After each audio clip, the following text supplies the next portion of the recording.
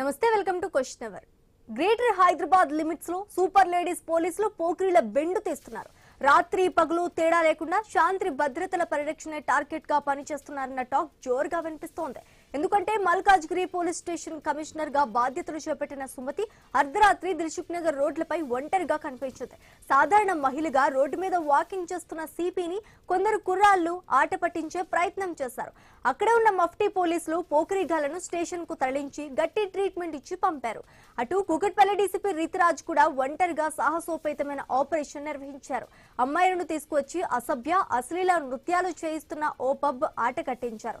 Ritiraj spy కెమెరాలు ధరించి అర్ధరాత్రి ఒక్కరే మఫ్టీలో వెళ్లి పబ్ లో దృశ్యాలను ఫోటోలు వీడియోలు తీశారు.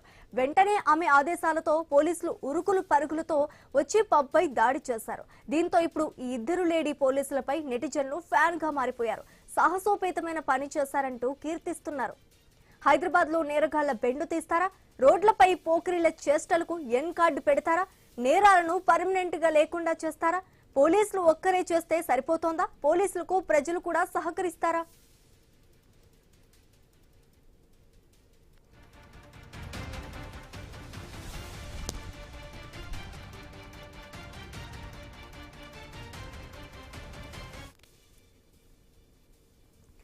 గ్రేటర్ హైదరాబాద్ లిమిట్స్ లో సూపర్ లేడీస్ పోలీసులు పోకిరీల బెండు తీస్తున్నారు. రాత్రి పగలు తేడా లేకుండా శాంతి భద్రతల పరిరక్షణ టార్గెట్ గా పనిచేస్తున్నారన్న టాక్ జోరుగా వినిపిస్తోంది. ఎందుకంటే మల్కాజ్గిరి పోలీస్ స్టేషన్ కమిషనర్ గా బాధ్యతలు చేపట్టిన సుమతి అర్ధరాత్రి దిల్సుఖ్ నగర్ రోడ్లపై ఒంటరిగా కనిపించింది. సాధారణ మహిళగా రోడ్డు మీద వాకింగ్ చేస్తున్న సిపిని కొందరు కుర్రాళ్లు ఆట పట్టించే ప్రయత్నం చేశారు. అక్కడే ఉన్న మఫ్టీ పోలీసులు పోకిరీగాళ్లను స్టేషన్ కు తరలించి గట్టి ట్రీట్మెంట్ ఇచ్చి పంపారు. అటు కూకట్పల్లి డీసీపీ రితిరాజ్ కూడా ఒంటరిగా సాహసోపేతమైన ఆపరేషన్ నిర్వహించారు. అమ్మాయిలను తీసుకువచ్చి అసభ్య అశ్లీల నృత్యాలు చేస్తున్నారన్న ఓ పబ్ ఆట కట్టించారు. రితిరాజ్ స్పై కెమెరాలు ధరించి అర్ధరాత్రి ఒక్కరే మఫ్టీలో వెళ్లి పబ్ లో దృశ్యాలను ఫోటోలు వీడియోలు తీశారు. వెంటనే ఆమె ఆదేశాలతో పోలీసులు ఉరుకులు పరుగులతో వచ్చి పబ్ పై దాడి చేశారు. దీంతో ఇప్పుడు ఈ ఇద్దరు లేడీ పోలీసులపై నెటిజన్లు ఫ్యాన్ గా మారిపోయారు. సాహసోపేతమైన పని చేశారంటూ కీర్తిస్తున్నారు. హైదరాబాద్ లో నేరగాళ్ల బెండు తీస్తారా? రోడ్లపై పోకిరీల చేష్టలకు ఎండ్ కార్డు పెడతారా? నేరాలను పర్మనెంట్ గా లేకుండా చేస్తారా? పోలీసులు ఒక్కరే చేస్తే సరిపోతుందా? పోలీసులకు ప్రజలు కూడా సహకరిస్తారా?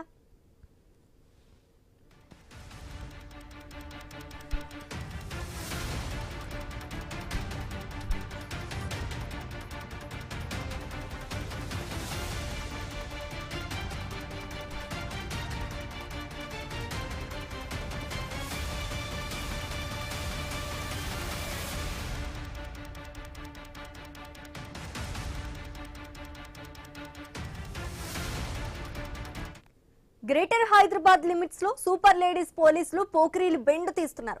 రాత్రి పగలు తేడా లేకుండా శాంతి భద్రతల పరిరక్షణ టార్గెట్ గా పనిచేస్తున్నారన్న టాక్ జోరుగా వినిపిస్తోంది. ఎందుకంటే మల్కాజ్గిరి పోలీస్ కమిషనర్ గా బాధ్యతలు చేపట్టిన సుమతి అర్ధరాత్రి దిల్సుఖ్ నగర్ రోడ్లపై ఒంటరిగా కనిపించింది. సాధారణ మహిళగా రోడ్డు మీద వాకింగ్ చేస్తున్న సిపిని కొందరు కుర్రాళ్లు ఆట పట్టించే ప్రయత్నం చేశారు. అక్కడే ఉన్న మఫ్టీ పోలీసులు పోకిరీగాళ్లను స్టేషన్ కు తరలించి గట్టి ట్రీట్మెంట్ ఇచ్చి పంపారు. అటు కూకట్పల్లి డీసీపీ రితిరాజ్ కూడా ఒంటరిగా సాహసోపేతమైన ఆపరేషన్ నిర్వహించినట్టుగా తెలుస్తోంది. అమ్మాయిలను తీసుకువచ్చి అసభ్య అశ్లీల నృత్యాలు చేస్తున్న ఓ పబ్ ఆట కట్టించారు. రితిరాజ్ స్పై కెమెరాలు ధరించి అర్ధరాత్రి ఒక్కరే మఫ్టీలో వెళ్లి పబ్ లో దృశ్యాలను ఫోటోలు వీడియోలు తీశారు. వెంటనే ఆమె ఆదేశాలతో పోలీసులు ఉరుకులు పరుగులతో వచ్చి పబ్ పై దాడి చేశారు.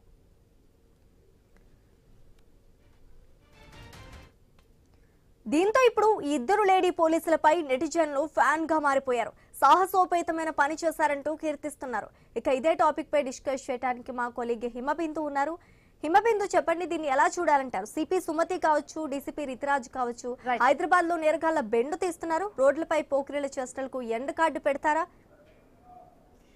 Yes, thank you Sreeja. మొన్న ఐజీ సుమతి గారు, నిన్న కుకట్పల్లి డీసీపీ రితిరాజ్ గారు, ఇలా మహిళా ఐపీఎస్ అధికారులు క్షేత్రస్థాయిలో, పీసీఆర్ ఒకసారి చెక్ చేయండి, వాయిస్ వస్తుంది, అధికారులు క్షేత్రస్థాయిలో దిగి రౌడీ షీటర్ల బెండు తీయడం, చాలా వరకు కూడా అర్ధరాత్రి స్వయంగా వెళ్లి తనిఖీలు చేయడం, చాలా వరకు ఇది ఖచ్చితంగా కూడా ప్రశంసించదగ్గ విషయమే. ఇక్కడ ప్రజల్లో ముఖ్యంగా కూడా అంటే మహిళల్లో ఇలాంటి చర్యలు చేయటం వల్ల కూడా నమ్మకం కలుగుతుంది, నేరగాల్లో ఒక వణుకు పుడుతుంది. సో సమస్యలపై ఐడెంటిఫై చేస్తున్నారు, బానే ఉంది, కానీ వాటికి పర్మనెంట్ గా సొల్యూషన్ ఎక్కడ తీసుకొస్తున్నారు? బట్ దీనికి ఎక్కడ ఎండ్ కార్డు పడడం లేదు. బట్ ఇలాంటి తక్షణ చర్యల వల్ల కూడా ఏదైతే నేరగాళ్లను అప్పటికప్పుడు పట్టుకోవడం జరుగుతుంది, కానీ మొత్తానికి కూడా ఏదైతే కూడా వ్యవస్థాగతంగా పాతుకుపోయిన ఈ నేరగాళ్ల నిర్మూలన అనేది మాత్రం జరగడం లేదు. బట్ హైదరాబాద్ లాంటి సిటీస్ లో నేరాలకు శాస్త్రంగా శుభం కార్డు పడాలంటే కేవలం లాఠీ చార్జీలు కానీ కౌన్సిలింగ్లు మాత్రమే సరిపోవు. లాంగ్ టర్మ్ పోలీసింగ్ వ్యవస్థలో కూడా సమాజంలో చాలా వరకు కూడా మార్పులు రావాల్సిన పరిస్థితి ఎంతైనా ఉంది. ముఖ్యంగా కూడా నేరాలు జరుగుతున్న మూలాలపైన దెబ్బ కొట్టాలి. అంటే ప్రస్తుతం అంటే నగరంలో జరుగుతున్న మెజారిటీ నేరాలకు సంబంధించి గంజాయి, డ్రగ్స్ సప్లై ఇవన్నీ కూడా చూస్తున్న అర్ధరాత్రి గొడవలు ఇవన్నీ కూడా వీటన్నిటికీ ఒక్కటే మూలం నెట్వర్క్ అనేది, మాదక ద్రవ్యాల నెట్వర్క్ ఒక్కటే మూలం. ఇక్కడ ఇంకా నైట్ వీధుల్లో తిరిగే చిన్న చిన్న గంజాయి బ్యాచ్లను పట్టుకోవడం కన్నా వాటిని సిటీస్ లోకి తీసుకొస్తున్న డ్రగ్స్ పెడ్లర్స్ ఎవరైతే ఉన్నారో పెద్ద తిమింగలాలను పట్టుకోవడంలో చాలా వరకు కూడా ఆ నెట్వర్క్ ని పూర్తిగా అక్కడ నిర్వీర్యం చేయాలి, ధ్వంసం చేయాలి. మొత్తంగా కూడా డ్రగ్స్ రవాణా మొత్తంగా సరిహద్దు అయ్యే మార్గాలు ఏవైతే ఉంటాయో ఆ లోకల్ చైన్ సప్లై జరుగుతుంది కదా, మొత్తంగా ఆ టెక్నాలజీ సహాయంతో కూడా శాస్త్రంగా దాన్ని నిర్మూలించాలి. బట్ అలాంటివి చేసినప్పుడే కూడా చాలా వరకు కూడా వీటన్నిటికీ కూడా ఒక ఫుల్ స్టాప్ పడే అవకాశం ఉంది. ఇంకొకటి సీసీటీవీ నెట్వర్క్ సంబంధించి కానీ స్మార్ట్ పోలీసింగ్ విధానానికి సంబంధించి కూడా చాలా వరకు మనం చూస్తున్నాం. హైదరాబాద్ లో ఆల్రెడీ ఇప్పటికే సీసీటీవీ కెమెరాస్ అన్ని కూడా వాడకంలో ఉన్నాయి. బట్ దాన్ని ఇంకంత కూడా మరింత కూడా ఆధునీకరించాలి.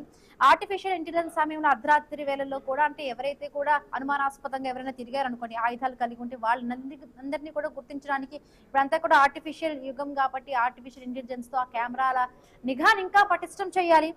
ఇంకొకటి అంటే ఇప్పుడు నేరాలు ప్లానింగ్ కానీ డ్రగ్స్ డీలింగ్స్ అన్ని కూడా ఆన్లైన్ చాలా వరకు కూడా ఈ గ్రూప్స్ లో కూడా చాలా వరకు కలిగి ఉంటున్నారు.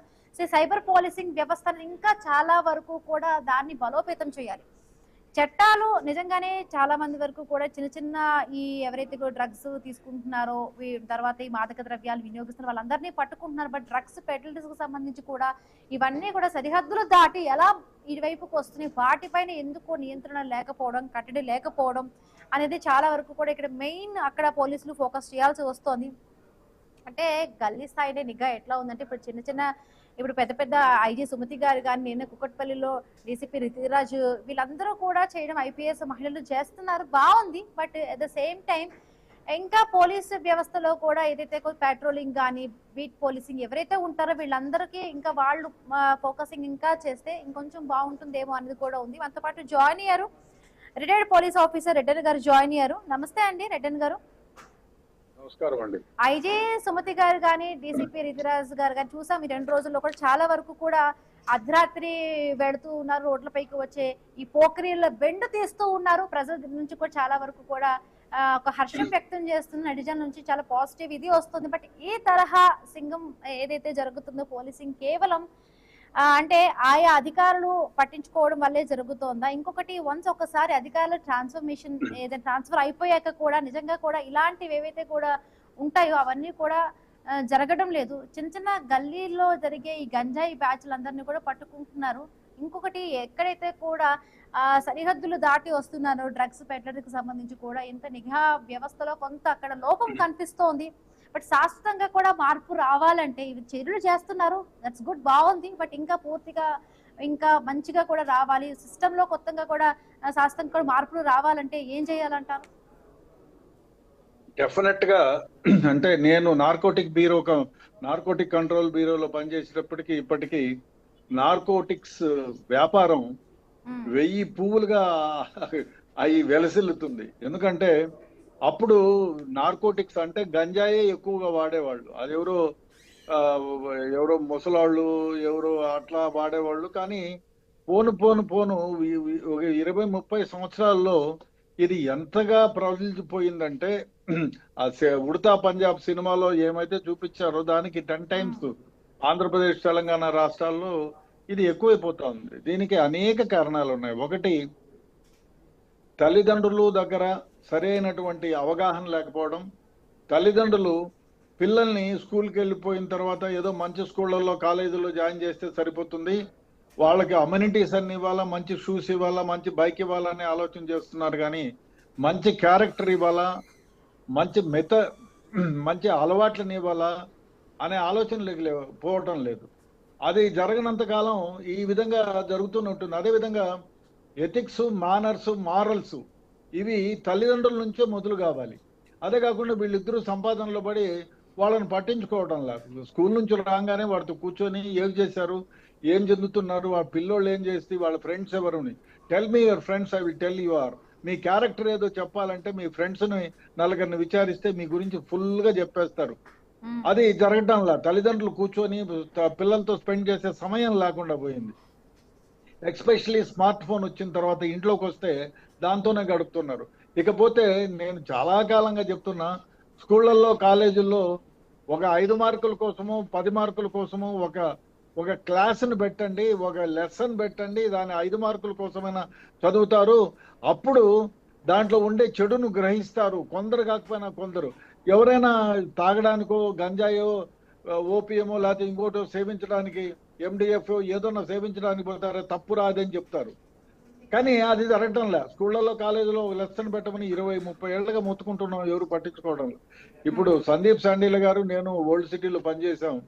Very good officer. ఆయన నిజంగానే చాలా శ్రమపడి చేస్తున్నారు. అంటే నార్కోటిక్ బ్యూరోగా కూడా పనిచేశారని చెప్తూ ఉన్నారు. సో అంటే అప్పటికి ఇప్పటికి కూడా మాదక ద్రవ్యాలకి సంబంధించి, వినియోగానికి సంబంధించి ఎక్కువగా కూడా ఆయన ఎంత వరకు పెరిగింది. ఇంకొకటి, చిన్న పిల్లలే ఎక్కువగా కూడా దీని బారిన పడుతూ ఉన్నారు. యువత అంటే 20 సంవత్సరాల లోపు ఉన్న వాళ్లే కూడా ఎక్కువగా ఈ మాదక ద్రవ్యాల వినియోగానికి కూడా బానిసలు అవుతూ ఉన్నారు. ఒకటి, వాళ్ళని అరెస్ట్ చేస్తున్నారు, జైలుకి పంపిస్తున్నారు. బట్ పునరావాస కేంద్రాలకి సంబంధించి కానీ, రీహాబిలిటేషన్ సెంటర్ సంబంధించి కానీ ప్రభుత్వం ఎందుకు చొరవ తీసుకోవడం లేదు? మాట్లాడతాం సార్, నేను బ్రేక్ తీసుకుందాం.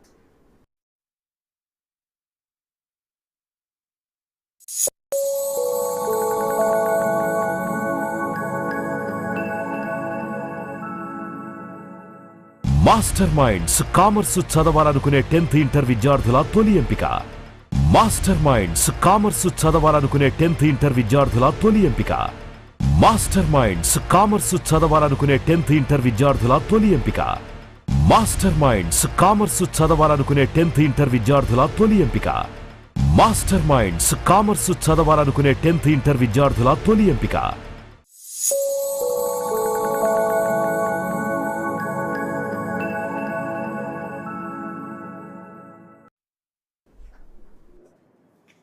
Welcome back. ఇంకా నేరాల బాట పడుతున్న వారిలో చాలా వరకు మైనర్లు ఉంటున్నారు. 20 సంవత్సరాల లోపు ఉన్న యువతలే ఉంటున్నారు. బట్ అరెస్టులు చేస్తున్నారు, బట్ కౌన్సిలింగ్ ఇస్తున్నారు, జైలుకి పంపిస్తున్నారు. వాళ్ళలో ఇంకా కూడా నేర ప్రవృత్తి పెరుగుతుందే కానీ ఎక్కడా తగ్గడం లేదు. బట్ ఇవన్నీ చేస్తున్నారు, బాగుంది. బట్ దీనికి సంబంధించి మనం మాట్లాడుతూనే ఉన్నాం. బట్ ఎంత వరకు కూడా రీహాబిలిటేషన్ సెంటర్స్ కి, పునరావాస కేంద్రాలకి సంబంధించి కూడా ప్రభుత్వం సంబంధించి కూడా ఎటువంటి చర్యలు తీసుకుంటున్నారు? సో మా రెడ్డన్న గారు, సో ఏం చెప్తారు? అంటే ఎందుకు వీళ్ళకి సంబంధించి కూడా ప్రత్యేకమైన శ్రద్ధ కల్పించడంలో కూడా చాలా వరకు కూడా శ్రద్ధ పెట్టడం లేదు, ప్రభుత్వం నుంచి కూడా ఒక వైఫల్యంగా కూడా కనిపిస్తోంది. రిహాబిలిటేషన్స్ పెంచడము ఒకటి కాదండి. పెంచినంత మాత్రాన సేవించే వాళ్ళ సంఖ్య తగ్గిపోతుందంటారా? నో. రిహాబిలిట్ ఆల్రెడీ చెడిపోయిన వాళ్ళు మీరు అక్కడ తీసుకెళ్లి ఏదో బాగు చేయడానికి ప్రయత్నం చేస్తారు, కానీ అసలు చెడిపోకుండానే ఉండాలి. ఊసే తలకూడదు అంటే డెఫినెట్ గా ఎలక్ట్రానిక్ మీడియాది తప్పుంది, ప్రింట్ మీడియా తప్పుంది, ప్రభుత్వానికి తప్పుంది. ఇవి ఈ మూడు కూడా ఎందుకంటే electronic media, print media and ప్రభుత్వాలు దీన్ని సేవించిన దాని వల్ల కలిగే దుష్ప్రభావాలు మీ జీవితం పైన ఏ విధంగా ఉంటాయి అనేది అనునిత్యం చెప్పాలి. ఎప్పుడో ఎవరో పట్టుకున్నప్పుడు అయ్యో ఇది జరిగిందంట వాడికి మెంటల్గా కాదు. డెఫినెట్ గా ప్రభుత్వాలు ఒక షార్ట్ ఫిల్మ్స్ ఇవ్వండి, సినిమాలు ప్రొజెక్ట్ చేసేటప్పుడు చెప్పండి, అయ్యా మీరు ఈ షార్ట్ ఫిల్మ్ గంజాయి పైన, ఈ నార్కోటిక్ డ్రగ్స్ సేవించితే వచ్చే పరిణామాలు ఏ విధంగా ఉంటాయో చేయండి. యూట్యూబర్స్ కి చెప్పండి, అయ్యా 4 సినిమాలు తీయండి, మీకు ఇది ఇస్తామని ప్రజల్లోకి చెప్పించండి. ఇప్పుడు ఎయిడ్స్ మీద ఎంత గొప్పగా పోరాడాం. ఎక్కడో 1వ స్థానంలో ఉన్న దాన్ని 30 స్థానాలకు తీసుకెళ్లిపోయాం కదా. అంటే ప్రజల్లో అవగాహన రాహిత్యం వల్లే ఇది జరుగుతోంది. అవగాహన కల్పించాల్సినటువంటి బాధ్యత ప్రభుత్వానిది, అదేవిధంగా ఇన్స్టిట్యూషన్, ఎడ్యుకేషనల్ ఇన్స్టిట్యూషన్ది, తల్లిదండ్రులది, అదేవిధంగా ఎలక్ట్రానిక్ మీడియా, ప్రింట్ మీడియాది. అది ఏదో ఇప్పుడు పట్టుకున్నారంటే ఇన్ని ఎండిఎఫ్లు పట్టుకున్నారు, ఇంత గంజాయి, హైపర్సోనిక్ గంజాయి పట్టుకున్నారు అని చెప్తున్నారు తప్ప, అయ్యా ఇది సేవిస్తే ఇవి ఫలానా వాడి జీవితం ఈ విధంగా తయారైంది, అని విస్తృతంగా ప్రచారం చేయాలి. అది జరగటం లేదు. ఇప్పుడు సేవించే వాళ్ళు, ఇప్పుడు ప్రపంచంలోకెల్లా బిజినెస్ లోకెల్లా బెస్ట్ బిజినెస్ ఏమిటి అంటే నార్కోటిక్ డ్రగ్. మీరు ఎక్కడో 5,000 కిలో కొని ఇక్కడ ₹1,00,000 అమ్ముతారు. ఏ వస్తువు అమ్మితే అవుతుంది? అదే హైపర్సోనిక్ ఏదో ఒక గంజాయి వేరే దేశం నుంచి ఇక్కడ తీసుకొస్తే అక్కడ 2 లక్షలది ఇక్కడ ₹1,00,00,000 వస్తుంది. ఎక్కడైనా 2 లక్షల వస్తువు ₹1,00,00,000 పోయేది చూసారా? మీరు మ్యాండ్రాక్స్ టాబ్లెట్ తయారు చేయడానికి ₹4 అవుతుంది. అది $5 అమ్ముతారు. ఓకే, అంటే రైట్. రెడ్డన్న గారు, తెలంగాణ స్పోక్స్ పర్సన్ కల్వ సుజాత గారు కూడా జాయిన్ అయ్యారు. అంటే ప్రభుత్వం తీసుకుంటున్న చర్యలకు సంబంధించి కూడా మాట్లాడడానికి మనతో పాటు కల్వ సుజాత గారు కూడా జాయిన్ అయ్యారు. నమస్తే అండి కల్వ సుజాత గారు. చూసాం ఐజీ సుమతి గారు కానీ డీసీపీ రితిరాజ్ గారు కానీ నిన్నట్ చేసిన ఈ ఆపరేషన్స్ లో చాలా వరకు కూడా నిర్జన స్పందన వస్తుంది, బాగుంది. బట్ అంటే చాలా వరకు కూడా ఇవన్నీ చేసినప్పుడు గుర్తింపు వస్తుంది. బట్ మాదక ద్రవ్యాలకి సంబంధించి కూడా చాలా వరకు యువత, మైనర్లే చాలా వరకు పెడదోవన పడుతూ ఉన్నారు.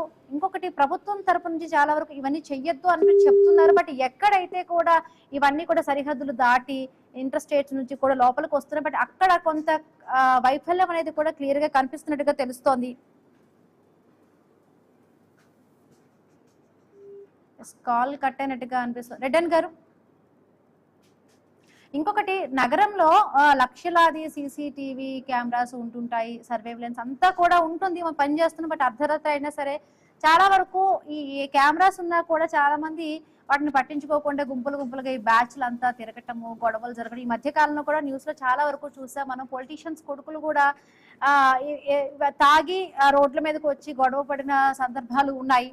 బట్ ఎందుకు అంటే ఇంకొకటి కానిస్టేబుల్ సంబంధించి కూడా ఇప్పుడు పెద్ద ఐజీ ఆఫీసర్లు వీళ్ళందరూ కూడా ఇలాంటి సీక్రెట్ ఆపరేషన్స్ చేసినప్పుడు 2 రోజులు మనం మాట్లాడుతూ ఉంటాం. బట్ పెట్రోలింగ్ సంబంధించి కానీ అక్కడ బీట్ కానిస్టేబుల్ సంబంధించి కూడా వ్యవస్థపై ఏమైనా కూడా అక్కడ నిఘా ఏమైనా కనుమరుగు అవుతుంది అంటారా?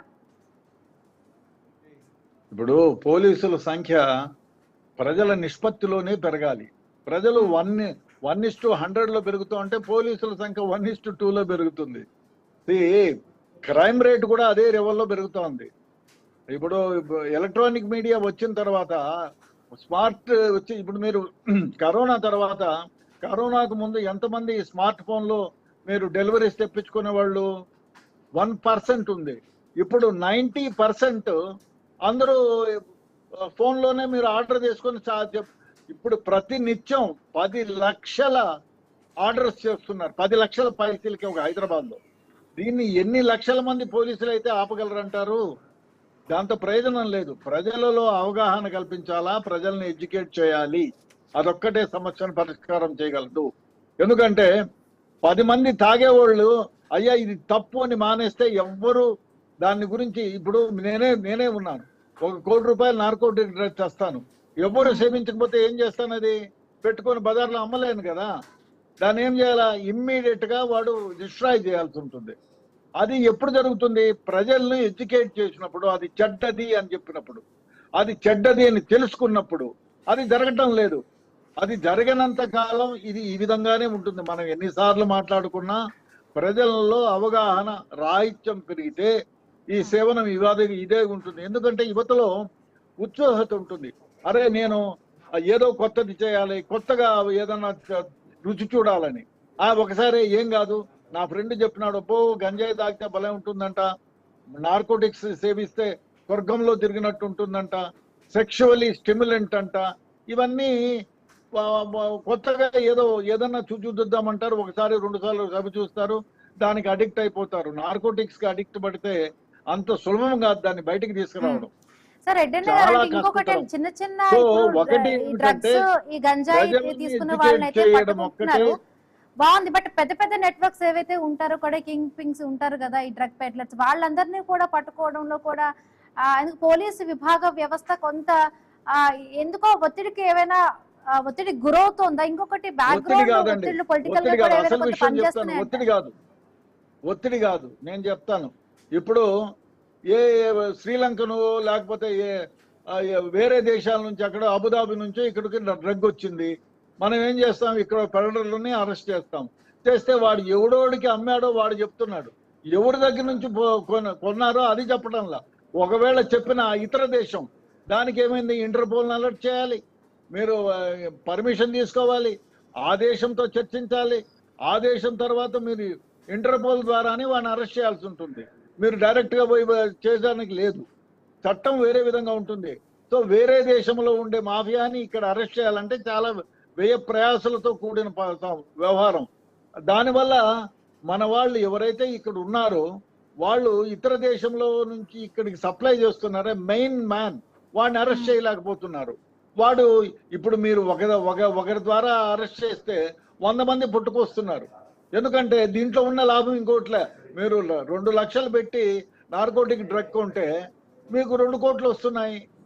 ఇంత లాభం దేంట్లో వస్తుంది? ఒకవేళ మీరు అరెస్ట్ చేసి జైల్లోనే పెట్టారు, బెయిల్లో వస్తాడు, వచ్చిన తర్వాత కోర్టు ఖర్చులు కావాలి, వాడి ఖర్చులు కావాలి, వేరే పని లేదు వానికి, ఇదే పని. దాన్ని ఏం చేస్తారు? సో వాడు ఇంకో జైల్లో ఉన్నప్పుడు ఇంకో 10 మందికి ఏమన్నా వచ్చినావంటే, అబ్బా నేను నార్కోటిక్ రా భలే ఉంటుంది వ్యాపారం, పిక్ పాకెటర్ దగ్గర నుంచి మర్డర్ చేసేంత వరకు వాళ్ళ దగ్గర ట్రైనింగ్ అవుతారు. నేను బయటకు వెళ్ళిన తర్వాత వాళ్ళు చాలా వరకు వీళ్ళని పట్టుకోవడానికి ప్రాణాలు పణంగా పెట్టి కూడా వాళ్ళు పట్టుకోవడానికి చాలా సక్సెస్ అవుతున్నారు, పట్టుకుంటున్నారు. బట్ వారం తిరగకుండానే వీళ్ళకి బెయిల్ రావడం, మళ్ళీ కొంతమంది బయటకు రావడం, ఇదే దందాకి పాల్పడడం కూడా జరుగుతోంది. మరి వీళ్ళకి అంటే బయటకు రావడం చట్టాల్లో కొంత ఏవైనా కూడా లొసుకులు ఉండడం అంటారా? ఈజీగా కూడా దందాకి మళ్ళీ పాల్పడుతున్నారు. నార్కోటిక్ చట్టం చాలా కఠినంగా ఉంది, నాకు తెలుసు. నేను దావుద్ ఇబ్రహీం అనుచరుని అరెస్ట్ చేస్తే వాడికి 20 ఏళ్ళు, సుప్రీంకోర్టు కూడా కన్ఫర్మ్ అయింది, 20 ఏళ్ళు జైలు శిక్ష వచ్చింది. ఇట్లా చాలా మందికి 20 ఏళ్ళకి తక్కువ కాకుండా జైలు శిక్ష వచ్చింది. అదే కాకుండా మేము ఒక కేసులో ఫైనాన్షియల్ ఇన్వెస్టిగేషన్ చేస్తే వాడి 5 కోట్ల 10 కోట్ల ప్రాపర్టీ దాని కాన్ఫిస్కేట్ అయింది, స్టేట్ కాన్ఫిస్కేట్ చేసింది. ఫైనాన్షియల్ ఇన్వెస్టిగేషన్ చేసి వాడు అంతవరకు కూడబెట్టిన డబ్బుల్ని వాడు చర ఆస్తుల్ని కూడా అటాచ్ చేయొచ్చు గవర్నమెంట్ కి. కానీ పోలీసుల సంఖ్య తక్కువ ఉంది. ఇప్పుడు నార్కోటిక్ కి సపరేట్ వింగ్ పెట్టారు, దాంట్లో ఇంకా స్ట్రెంథన్ చేయాలి. ఇప్పుడు మామూలుగా దొంగతనం కేసుల్లోనో దోపిడీ కేసుల్లోనో మీరు ఎవరిన డెకాయిని పంపిస్తే చేయడం వేరు. నార్కోటిక్ కేసు అట్లా కాదు. మీరు ఎవరన్నా గంజాయో ఇంకోటో నార్కోటిక్స్ అమ్మేవాడి దగ్గర పోయి అన్నా నాకు ఇస్తావంటావా, ఎవరికి చెప్పిన బుద్ధి లేదు, నేను అట్లా అంటోండి కాదు అంటాడు. మీరు 10 సార్లు తిరగాలి. ఎవరైతే పెడలర్ దగ్గరికి ఈయన పోతున్నాడో డెకాయిగా, ఆయన 10 సార్లు డబ్బులు ఖర్చు పెడితే 11వ వాడు చెప్తాడు. వానితో ఫ్రెండ్షిప్ చేసుకుంటే వాడు ఎక్కడి నుంచి వచ్చేది చెప్తాడు. అప్పటికి 6 నెలల కాలం అయిపోతుంది. అప్పటికి ఆ స్థలంలో ఉండే పోలీసు ట్రాన్స్ఫర్ అయిపోతాడు. ఆయనకేం ఇంట్రెస్ట్ ఉంది? అదే విధంగా వీళ్ళు చైన్ ఎవరెవరితో చేసుకుంటున్నారు, ఆ డిపార్ట్మెంట్ లో ఉన్నవాళ్ళు కాన్స్టెంట్ గా అక్కడ ఉండాలి. అదే విధంగా చాలా వ్యయ ప్రయాసాలతో కూడుకున్న పని. ఒక డెకాయిని పంపించాలి, ఒక 6 నెలలు అంటే 6 నెలలకు వాడు తిండి భత్యము, వాడికి ఖర్చులు, రవాణా అన్ని భరించాలి. అది కూడా కష్టం. ఇంకోటి పోలీసులు నమ్మి డబ్బులు ఇచ్చేదానికి కూడా లేదు కదా. నేను డెకాయిని ఆపరేటర్కి ఒక 2 లక్షలు ఇచ్చినానని వాడికి 10,000 ఇచ్చి ఈయన మిగతా అన్నం తినేయచ్చు కదా. కాబట్టి నిజాయితీ పరులుగా నిష్ఠగా ఉండేటోళ్ళు పోలీస్ డిపార్ట్మెంట్ లో దాంట్లో చేయాలి. అది వాళ్ళకి ట్రాన్స్ఫర్ కాకుండా ఉండాలి, వాళ్ళకి ప్రొటెక్షన్ ఉండాలి. ఇవన్నీ ఎక్కువ సంఖ్యలో పోలీసుల్ని అందుకై నియమించాలి. ఇవన్నిటికంటే మించింది ఏమిటంటే ప్రజలను ఎడ్యుకేట్ చేయాలి. తాగేవాడే లేకపోతే అమ్మేవాడు ఏం చేసుకుంటాడండి? అతి ముఖ్యంగా ప్రజల్ని ఎడ్యుకేట్ చేయండి. ఈ నార్కోటిక్ సేవన వల్ల కలిగే దుష్ఫలితాలు జీవితం పైన ఏ విధంగా ఉంటాయి, అది ముఖ్యం. దాని తర్వాత కాలేజీల్లో స్కూళ్ళల్లో పాఠ్యాంశాలు. అదే విధంగా పిల్లలు, నేను ఉన్నత కుటుంబాల్లో ఉండే పిల్లలు నా దగ్గరికి రహస్యంగా వచ్చి మాట్లాడిన వాళ్ళు ఉన్నారు. అయ్యా మీ వాడిని ఫలానా ఆశా హాస్పిటల్లో చేయండి, ఫలానా భరత్ ఉన్నాడు డాక్టర్తో నేను చెప్తాను మాట్లాడుతుంటా. అయ్యో వద్దు సార్, మా అమ్మాయికి పెళ్లి నిశ్చయం అయితేటట్టుంది, మా అబ్బాయిని హాస్పిటల్లో అడ్మిట్ చేస్తున్నాం, రీహాబిలిటేషన్ సెంటర్లోనూ అడ్మిట్ చేస్తే మా పరువు ఏమవుతుంది. ఇంకా వాళ్ళు పరువు మీద వేలాడతారు ఉంటారు. దానివల్ల ఏమవుతుంది? జరగాల్సిన నష్టం అంతా జరిగిపోతుంది. పిల్లల పేరు బయటికి రావద్దు, జీవితాలు నాశనం అయిపోతాయి, పరువులు పోతాయి. ఇవన్నీ ఈ మొదటి ముసుగులు. అవి అన్నిటికీ డెఫినెట్ గా తల్లిదండ్రులు ముఖ్యంగా పిల్లల్ని జాగ్రత్తగా ఒక కంట కనిపెట్టాలి, స్నేహంగా ఉండాలి, వాళ్ళ స్నేహితులతో మాట్లాడాలి. అదే విధంగా షార్ట్ ఫిలిమ్స్ తీయాలి. ప్రభుత్వాలు డిక్లేర్ చేయమనండి, బోర్డు పెట్టండి పులిరాజాకు ఎయిడ్స్ వస్తుందా అని.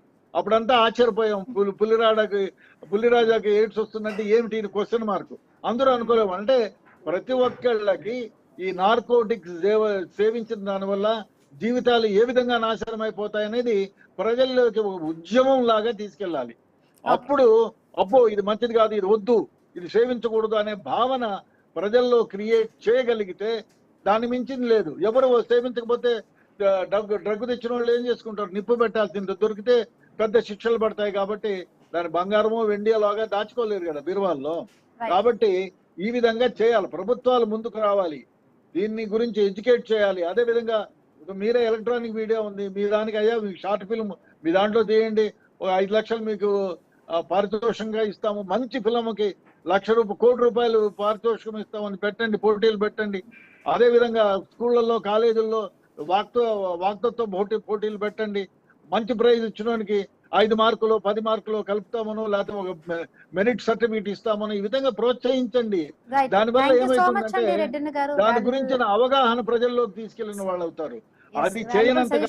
థ్యాంక్ యూ సో మచ్ అండి రెడ్డి అన్న గారు. రైట్, ప్రస్తుతం నగరంలో జరుగుతున్న ఈ మెజారిటీ నేరాలకు, అలాగే గంజాయి డ్రగ్స్ సప్లై, అర్ధరాత్రి జరుగుతున్న ఈ గొడవలకు ఒక్కటే మూలం ఈ అర్ధరాత్రి జరుగుతున్న మాదక ద్రవ్యాల నెట్వర్క్. దీనికి సంబంధించి కూడా చిన్న చిన్న వాళ్ళని పట్టుకునే కన్నా ఎలా ఇవన్నీ కూడా స్టేట్స్ దాటి కూడా లోపలికి వస్తున్నాయి, వీటిపై నిఘా పెంచాల్సిన అవసరం ఉంది. ప్రతి ఒక్కరూ కూడా దీని బాధ్యతాయుతంగా కూడా తీసుకోవాలి.